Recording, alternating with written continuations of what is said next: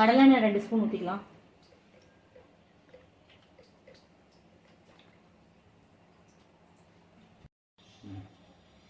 கடலெண்ணெய் காஞ்சோடனே 2 பட்டை, சோம்பு, வெந்தய இலை, பச்சை மிளகாய், அடுத்து கருவேப்பிலை போட்டுக்கலாம். கருவேப்பிலை நல்லா பொரிஞ்சோடனே ஜிஞ்சர் கார்லிக் பேஸ்ட் ஆட் பண்ணிக்கலாம்.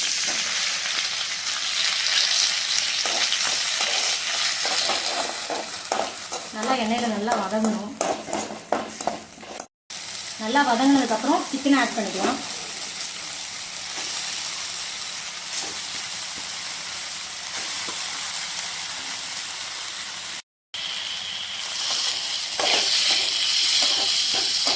சிக்கனை ஜிஞ்சர் கார்லிக் பேஸ்ட்டில் 2 நிமிஷம் வதங்கினோடனே மஞ்சத்தூள் ஆட் பண்ணிக்கலாம். ஆட் பண்ணிவிட்டு நல்லா வதக்கணும். ஒரு 5 நிமிஷம் நல்லா பச்சை வாசனை போகிற அளவுக்கு நல்லா வதக்கிக்கணும்.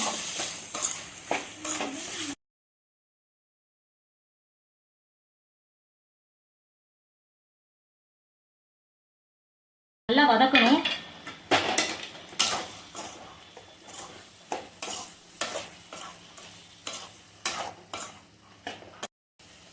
சிக்கன்லேயே தண்ணி வரும், அதனால் நமக்கு தண்ணி விட தேவையில்லை. உப்பு சேர்த்துக்கலாம்.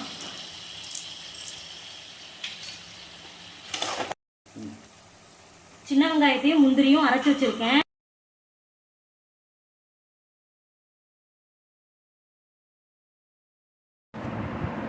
மூடி வச்சிடலாம், நல்லா வேகட்டும்.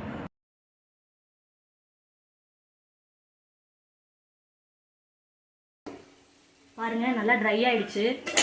சிக்கன் தண்ணியெலாம் விட்டு நல்லா ட்ரை ஆகிடுச்சு, எண்ணெய் பிரிஞ்சு வந்துருச்சு. இந்த ஸ்டேஜில் கொத்தமல்லியை போட்டு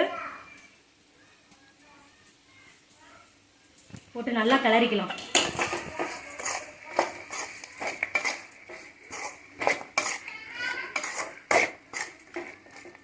அவ்வளோதான் ஃப்ரெண்ட்ஸ், சிக்கன் வறுவல் ரெடி ஆகிடுச்சு.